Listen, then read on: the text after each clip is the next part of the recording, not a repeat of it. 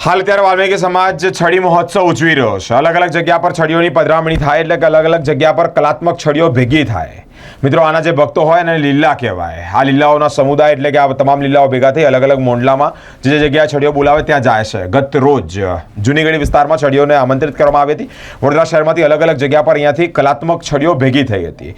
પધરામણી થઈ સાથે મહાભંડારો એટલે કે પ્રસાદીનું પણ આયોજન કર્યું હતું। અહીંયા જે માહોલ છે તે જોવા જેવો હતો, કારણ કે તમામ શ્રાવણ મહિનાનો જે પવિત્ર તહેવાર, શ્રાવણ મહિનાનો પવિત્ર મહિનો ચાલતો અને એમાં પણ આ પવિત્ર દિવસો હોય અને એમાં પણ વાલ્મીકી સમાજ જ્યારે છડીઓ મહોત્સવ ઉજવતો હોય તે દ્રશ્યો કંઈક અલગ જ નજર આવી રહ્યા છે। તમામ જે લીલાઓ છે તે છડીઓ ઝુલાવી રહ્યા છે। મિત્રો, રાજસ્થાનના એક પીર અને આ પીરનો તહેવાર વર્ષોથી પરંપરાગત રીતે મનાવવામાં આવી રહ્યો છે।